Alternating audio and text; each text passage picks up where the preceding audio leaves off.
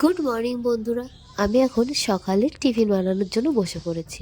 এই দেখে যথারীতি সবজি নিয়ে নিয়েছি, গাজর, টমেটো, ক্যাপসিকাম, পেঁয়াজ, ফুলকপি, কড়াইশুঁটি, যা যা শীতে আর কি পাওয়া যায় সব কিছু মোটামুটি নিয়েছি। একে একে কড়াইটা গরম করে এবার এই যে সমস্ত সবজিগুলো এখন ভেজে নেব। আর এটা বানাচ্ছি বাসি ভাত দিয়ে। বেশ, এটা কিন্তু খুব ভালো লাগে। এটা টিফিন রাইসও অনেকে বলে, বা ভাত ভাজা বলে। গ্রামের দিকে সবাই ভাত ভাজা বলেই পরিচিত। তো এইদিকে আমি সমস্ত সবজিটা একে একে দিয়ে দিয়েছি, এবং সমস্ত সবজিটা একে একে একে সময় ফ্রাই করে নেব, তারপর গিয়ে কিন্তু ভাতটা দিতে হবে।